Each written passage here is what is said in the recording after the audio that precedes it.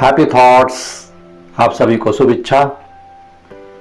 बीता हुआ कल आने वाला नहीं है, लेकिन आने वाला कल आज हमारे हाथ में है। तो आने वाले कल के साथ साथ जीत भी हमारे हाथ में है। आज ही तैयारी कर ले तो कल जीत सुनिश्चित है। इसी उक्ति के साथ मैं प्रवीण शर्मा आप सभी का बहुत बहुत हार्दिक स्वागत करता हूं। और जो व्यावसायिक संनियम विषय है, इसमें यूनिट नंबर फर्स्ट में है न्यायोचित प्रतिफल व उद्देश्य, lawful consideration and object. Fifth number का चैप्टर है और इससे रिलेटेड कुछ हम एमसीक्यूज, जिसको हम बोलते हैं वस्तुनिष्ठ, लेंगे।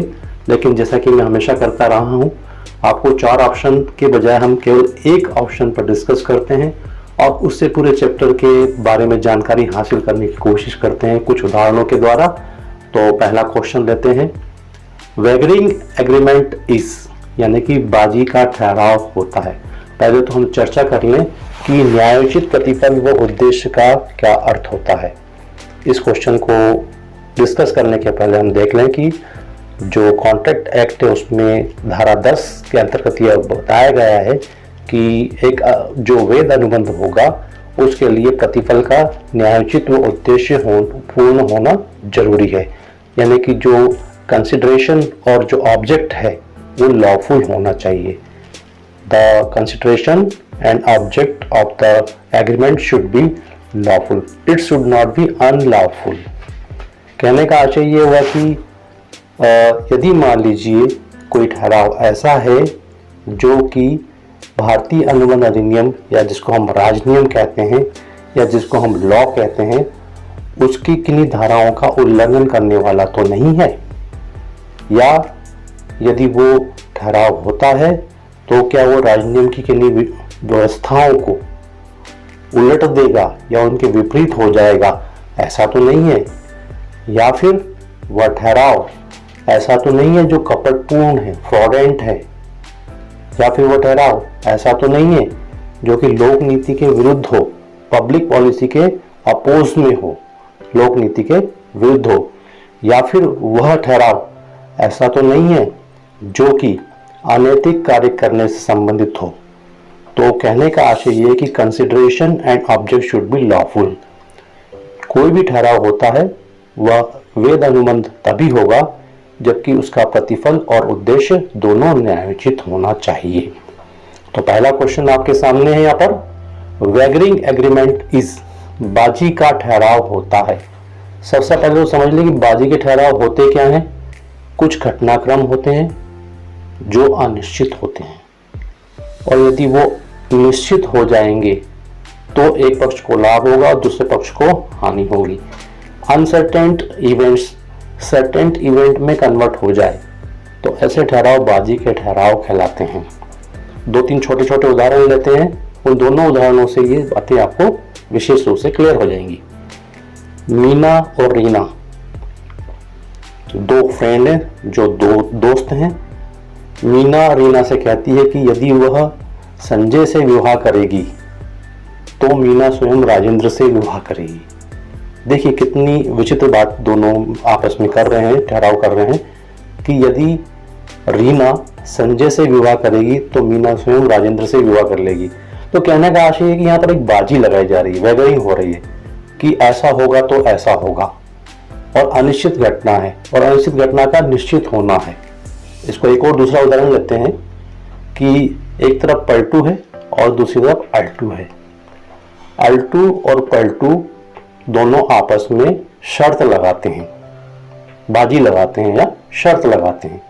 एक चुनाव हो रहा है और अल्टू ये कहता है कि घसीटाराम यदि जीत जाएंगे तो पलटू मैं तुम्हें 10,000 रुपये दूंगा। तो यहाँ पर क्या हो रहा है, एक अनिश्चित घटना है, घसीटाराम का जीतना, चुनाव में घसीटाराम का जीतना। 2 पार्टियां हैं, एक अल्टू है और दूसरा पलटू है। तो अल्टू पलटू को ये कहता है कि यदि घसीटाराम जीत जाएंगे तो मैं तुम्हें 10,000 रुपये दूंगा। अब घसीटाराम जीतेंगे या नहीं जीतेंगे ये निश्चित नहीं, ये अनिश्चितता है। तो अनिश्चित घटना का निश्चित होने के लिए जो ठहराव किया जाता है वो बाजी के ठहराव होते हैं। और ऐसे जो ठहराव होते हैं, अब 4 ऑप्शन दिए हुए रहेंगे आपको, व्यर्थ, व्यर्थनी, void, voidable, legal, illegal, valid या इलीगल, वैध और अवैध। तो जितने भी बाजी लगाने के ठहराव होते हैं वे सभी ठहराव व्यर्थ होते हैं। Wagering agreement is void. Wagering agreement is void. ये जितने भी बाजी लगाने के ठहराव होते हैं ये सब व्यर्थ होते हैं। तो इन दोनों उदाहरणों से आपको क्लियर करने का प्रयास मैंने किया है और मुझे पूरी उम्मीद है कि आपको ये बिल्कुल समझ में आ गए होंगे। क्वेश्चन नंबर 2 लेते हैं हम।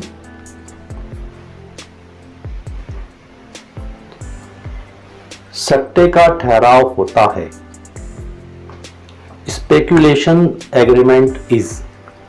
अब ये तो दिखाई तो ऐसा देता है कि ये बाजी का ठहराव है, लेकिन जो भी स्पेक्यूलेशन होगा, जो भी जिसमें भविष्यवाणी की जाती है, सट्टे का ठहराव जिसमें कि किसी चीज का घटना होने पाया जाता है, इस तरह के जो ठहराव होते हैं व्यर्थ भी नहीं होते, व्यर्थ भी नहीं होते हैं, वे सब ठहराव वैध होते हैं, लीगल होते हैं, क्योंकि ये अपवाद है बाजी के ठहराव का। बाजी के ठहराव के कुछ अपवाद होते हैं, आगे जब हम और भी MCQs लेंगे तो उसमें ये बातें स्पष्ट हो जाएगी। तो जितने भी सट्टे के ठहराव होते हैं वो सब वैध होते हैं। Speculation agreements are valid. Next question लेते हैं। बीमा का ठहराव होता है।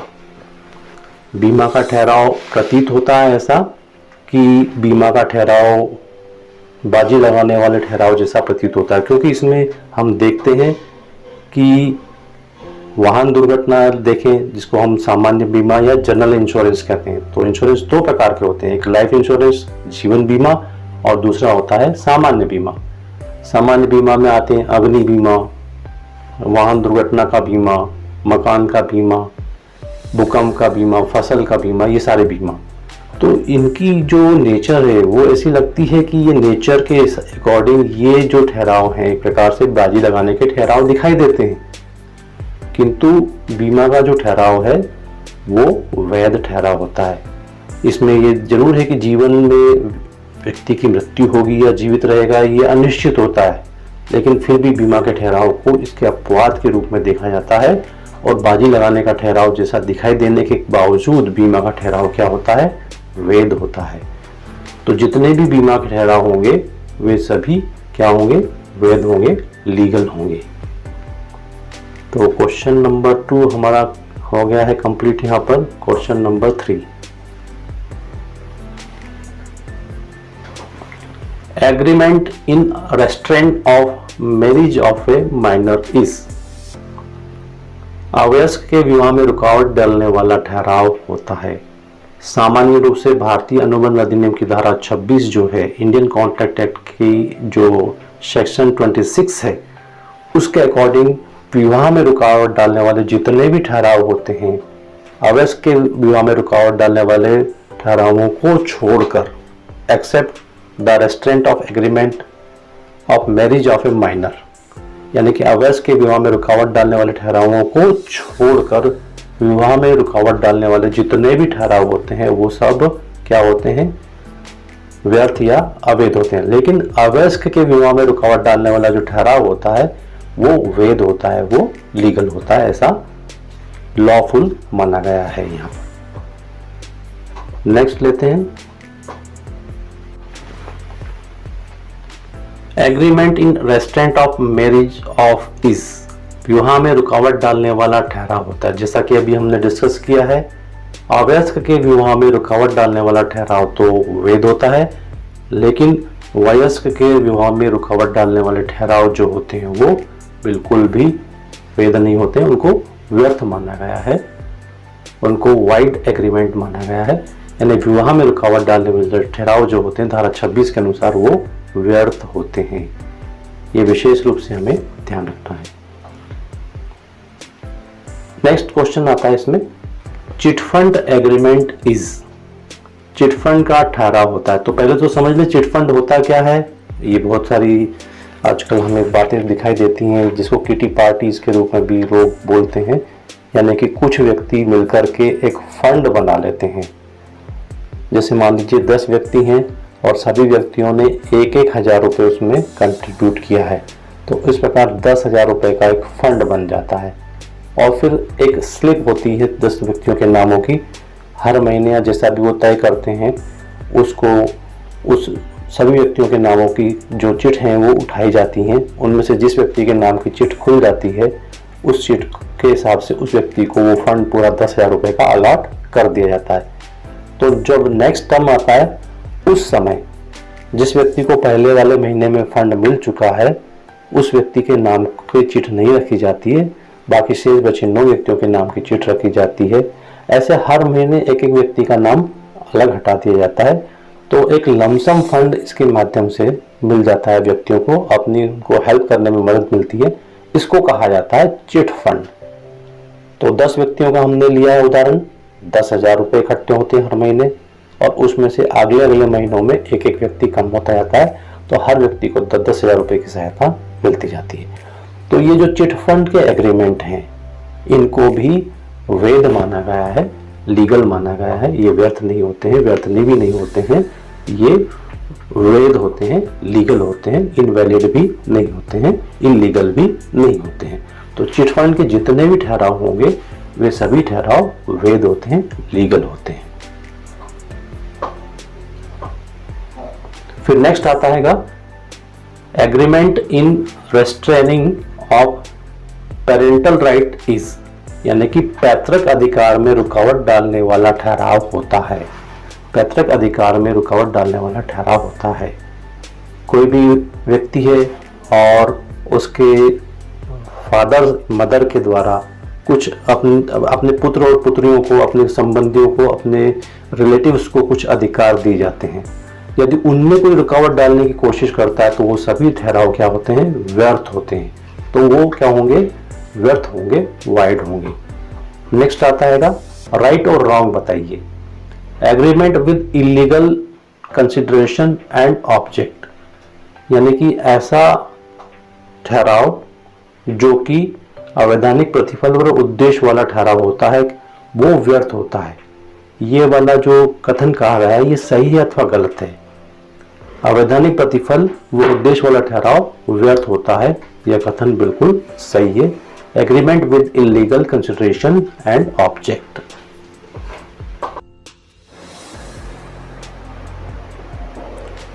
सेकंड नंबर पे है agreement with uncertain meaning are, यानी ऐसे ठहराव जो कि अनिश्चित अर्थ वाले होते हैं, व्यर्थ होते हैं। ये ट्रू है या फॉल्स है इसको बताना है कि एग्रीमेंट विद अनसर्टेन मीनिंग और वाइड, अनिश्चित अर्थ वाले ठहराव व्यर्थ होते हैं। ये कथन सही है या गलत इसको बताना है। तो पहले एक उदाहरण ले लेते हैं कि अनिश्चित अर्थ क्या होता है। मान लीजिए 2 व्यक्ति हैं, एक का नाम मुकेश है और दूसरे का नाम सुरेश है, और वो आपस में एक ठहराव करने जा रहे हैं कार के विषय में। मुकेश सुरेश से बोलता है कि तुम मेरी कार 50,000 रुपये या 60,000 रुपये में ले लो। तो यहाँ पर अर्थ अनिश्चित है, 50,000 रुपये या 60,000 रुपये में ले लो। तो इस प्रकार जो अनिश्चित अर्थ वाला जो ठहराव होगा वो व्यर्थ ठहराव होगा। यह कथन सत्य है।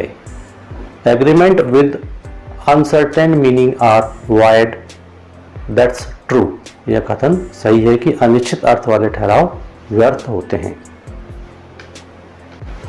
नेक्स्ट है इसमें agreement with the mistake of fact.